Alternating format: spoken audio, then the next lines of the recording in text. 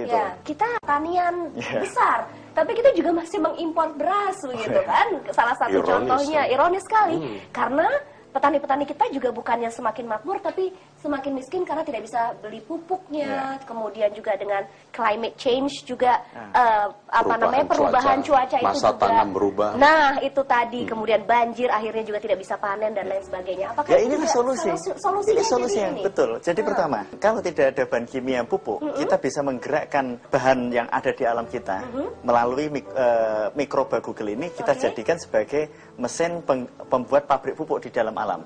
Itulah yang kemudian organik. Yang kedua, pada saat daerah-daerah yang jauh dari jangkauan distribusi pupuk, hanya cukup dengan kita menebarkan di sana mikroba ini, maka daerah itu akan lambat laun menjadi subur. Seperti nenek moyang kita itu waktu dulu menanamkan nggak usah pakai pupuk, dan kita hasilnya juga berlimpah. Tetapi dengan adanya pupuk urea, cepat tinggi, tetapi habis itu sekarang kita menerima dampaknya. Dan yang ketiga, ini relatif lebih murah. Dihitung dari cara apapun dengan menggunakan cara mikroba ini, kita punya banyak sekali keunggulan. Pertama, harga kita jauh lebih murah daripada kita memproduksi urea. 1 liter dari harga jual 1 liter dari mikroba ini lebih murah daripada 1 kilo. Kita paling 500 perak per liter. Kalau udah diproduksi di tingkat petani. Tetapi kalau kita menggunakan setelah diperbanyak ya, tentu biangnya setelah diperbanyak itu kualitas 1 liter ini harganya 500. Kalau urea mungkin harganya kalau non subsidi 7.000 per kilo. Bayangkan 1 banding berapa. Nah, kalau misalnya katakanlah pakai yang subsidi, itu masih sekitar 2.000 per kilo. Yang kedua, ini menjadi sangat friendly dengan fenomena yang namanya climate change ini ya. Kenapa? Karena proses produksi pupuk kimia menghasilkan emisi karbon dan yang kemudian boros energi. Proses pembuatan pupuk organik dengan mikroba Google ini justru malah memanfaatkan penyerapan emisi karbon itu dan kemudian ditimbun di dalam tanah, dan inilah kita sangat menjadi friendly terhadap lingkungan. Dan produk yang dampak negatif relatif tidak ada. Karena apa? Karena yang kita gunakan, yang digunakan oleh tanaman maupun tanah itu adalah organik. Nah, sedangkan kimia, kalaupun kita pakai, mungkin larutannya akan residu atau sisanya itu bisa mencemari lingkungan.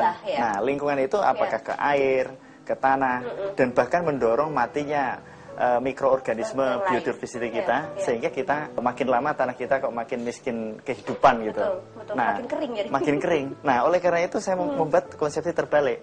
Bagaimana yang konsep selama ini kita merombak bahan organik yang ada di dalam tanah dengan teknik mikroba Google, dengan penemuan ini kita memproduksi bahan organik mikro penyubur di dalam tanah, dan inilah yang peluang ini yang kemudian dimanfaatkan oleh bangsa Arab setelah melihat ke laboratorium dan tempat uji coba saya di sini. Mereka rupanya lebih jeli daripada kita sendiri ya Pak Michael ya? Ya, melihat kesempatan itu ya? Mereka lihat problem mereka dan harus ada solusi mereka. Mereka ingin menghijaukan dan sebagainya. Ya, benar, kita sedang mengincar pasar Arab itu.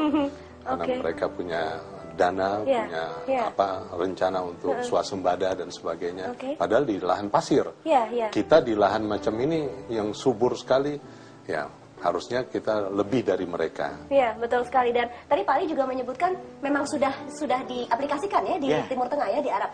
Itu apa Pak kalau boleh tahu yang ditanam di sana? Tanamannya, kalau di sana kita pertama date atau kurma sudah. Kurma. Kemudian alfalfa. Alhamdulillah dengan cara seperti ini itu bisa hijau. Saya tunjukkan bagaimana menanam rumput di atas padang pasir. Saya ajarin mereka. Jadi padang pasir bisa hijau di sana. Hijau. Kita tanam alfalfa. Itu untuk makanan rumput juga.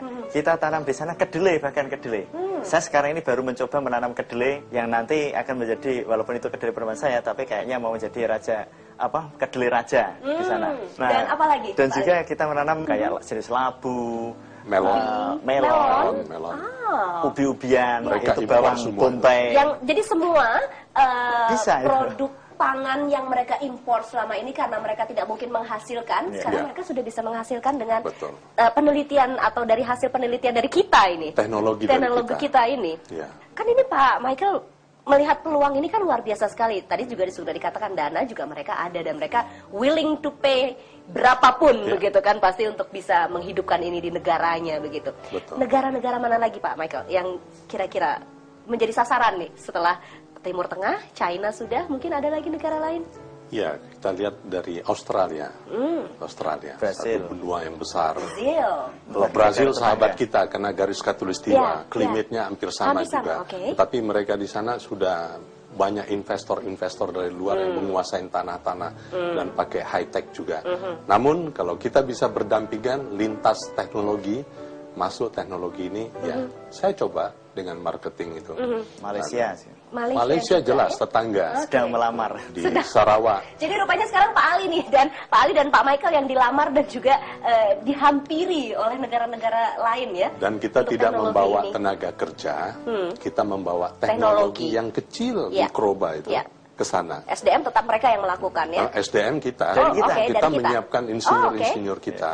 Oke. Harus. Jadi kita mengekspor tenaga-tenaga ahli yang saya nanti latih di Indonesia Ya. untuk bisa menguasai pertanian di Arab Saudi, Bahrain, kemudian di Dubai, Sri Lanka, Sudan, Yaman. Jadi kita selama ini kemarin memang saya agak sempat shock gitu. Begitu pulang dari pertama kali waktu ke Arab itu, Ya. datang sampai di bandara, ketemu orang Indonesia, Bapak sopir ya, di mana? Siap Sopir majikannya di mana? Jadi orang kita sendiri melihat kayak saya ke sana, pasti persepsinya sopir. Jadi selama ini luar biasa itu kita itu direndahkan oleh bangsa asing, bangsa di Arab sana. Dan orang kita sendiri menganggap bahwa laki-laki yang mau bekerja di Arab Saudi di Timur Tengah, kalau laki-laki sopir, kalau perempuan pasti TKW. Jadi kita dianggap tenaga kerja Indonesia di sana. Paling murah. Oke. Padahal kita membawa teknologi Nah, besar untuk ya, mereka. lain. Ini harus kita balik ini. Iya, Paradigma ini harus kita balik. Dan kita berhubungan dengan universitas di sana. Oke. Langsung. Untuk mengembangkan teknologi Ya, ini, begitu Pak menunjukkan Ali? Ya, di situ ada Arab Development University langsung membuka jurusan pertanian kerjasama dengan kami. Ya. Saya mengajar di Wow. sana. Wow. Ya, Smart People, kita akan jeda dulu sejenak. Setelah itu kita akan kembali lagi.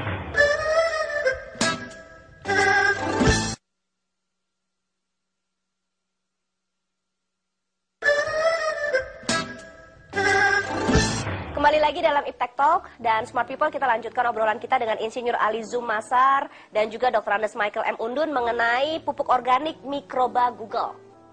Kita mungkin boleh berbangga hati bahwa negara-negara lain menggunakan teknologi penemuan Pak Ali begitu kan, penemuan Indonesia. Tapi juga di lain sisi juga agak sedikit miris begitu, karena ini tidak bisa terrealisasikan dengan sempurna atau maksimal di negara kita sendiri seperti yang tadi sudah disampaikan oleh Pak Ali begitu ya. Kalau dari sisi Pak Michael, kendala yang dihadapi apa sih Pak? Kita lebih senang mengimpor, walaupun sebenarnya kita mampu mengembangkan di sini dengan maksimal, sehingga kita mengekspor begitu. Macam panen jagung atau panen kedelai.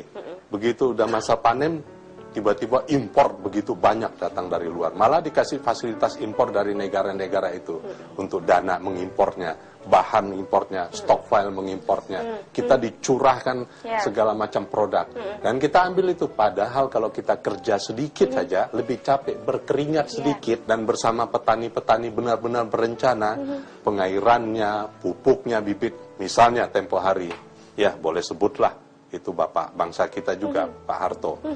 Panca usaha pertanian, aneka usaha pertanian, kelom pencapir, apa segala, dengan segala daya upaya menciptakan satu kondisi supaya petani dan hasil panen, petani makmur dan hasil panen pun tinggi. Nah, tetapi kan ya mungkin dilewatkan masa-masa itu, dilupakan. Padahal contoh-contoh yang baik macam itu sayang sekali. Macam 1 juta hektar tempo hari. Sebenarnya cita-cita yang saya datang di sana dengan beberapa bisnismen mencari pengembangan 1 juta hektar di Dadahub dan Lamunti. Ternyata saya menemukan teknologi di hutan belantara itu yang Pak Ali kembangkan. Dan akhirnya di 1 juta hektar yang direncanakan tempo hari tidak jadi sampai sekarang. Hanya lahan gambut dan 1 juta masalah. Sekarang kita dapat teknologi, kita kembangkan, kita bawa. Hampir ke seluruh provinsi saya kembangkan. Uji coba dan beberapa teman-teman untuk memakainya. Tapi tidak bisa maksimal. Karena nanti pasca panennya kan mesti ada silo, Yeah. mesti ada dryer. Betul. Sedikit uang tidak banyak. 3 kali masa tanam atau 1-2 tahun sudah kembali modal itu. Pasti kembali modal. Dari segi bisnis. Dari segi bisnis, dari segi keuntungan itu sudah jelas sekali mendapatkan gambarannya begitu. Dari segi nama, dari segi swasembada, ketahanan pangan, dan itu juga ketahanan nasional. Betul. Kalau perut kosong, rakyat minta ke tetangga, kan malu. Betul. Keluarga tidak ada makan dan Ya. minta ke tetangga, malu. Apalagi negara. Dan inilah harus diciptakan. Bibitnya yang bagus, varietasnya yang bagus, dan sebagainya. Jadi berarti potensinya luar biasa sekali ini ya Pak Ali ya, Pak Michael ya, dan Pak Ali juga.